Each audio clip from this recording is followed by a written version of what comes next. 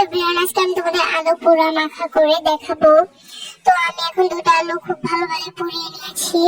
এগুলো এখন আমি খোসা ছাড়াবো। তো খোসা ছাড়ানো হলে তোমাদের সাথে দেখাবে। আমার খোসা ছাড়ানো হয়ে গেছে। এখন আমি এগুলোর মধ্যে মশলা দিব। মশলা দেওয়ার পর তোমাদের সাথে আবার দেখা হচ্ছে। আমি এখানে দিয়েছি তেল, শুকনো মরিচ আর লবণ। এখন এই তিনটা জিনিস আমি খুব ভালো করে মাখাবো। মরিচটা প্রথমে আমি ভেঙে নিচ্ছি, তাহলে আর কি মাখাতে সুবিধা হবে। এখন আমি তিনটা খুবই ভালোভাবে মাখাবো, যাতে তোমার কোনো জায়গায় বেশ করলে কম এরকম না হয়ে থাকে। তারপর আমি আলুগুলো মেল্ট করে নেব ভালোভাবে। আমি যেহেতু আলু ভর্তা বানাচ্ছি না, তাহলে এর জন্য আমি আলুগুলো একটু ঝরঝরাই রাখবো। আমি ভালোভাবে দুটো আলু ধুয়ে নিচ্ছি।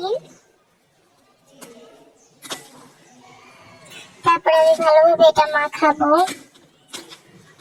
এই জায়গায় আমাদের খুবই ভালো করে মাখাতে হবে, যাতে মশলাগুলো ভালোভাবে মিক্সড হয়। যেহেতু পুরো আলু সেহেতু তো মজা লাগবেই খেতে। আমার মাখানো হয়ে গেছে প্রায়। এখন আমি একটুখানি টেস্ট করে দেখুন, আসলে এটা অনেক মজা হয়েছে। তোমরা যদি এরকম আরো মিনি ব্লগ দেখতে চাও, তাহলে আমাকে কমেন্ট করবে। আজকে এই ব্লগটা এই পর্যন্ত। টাটা।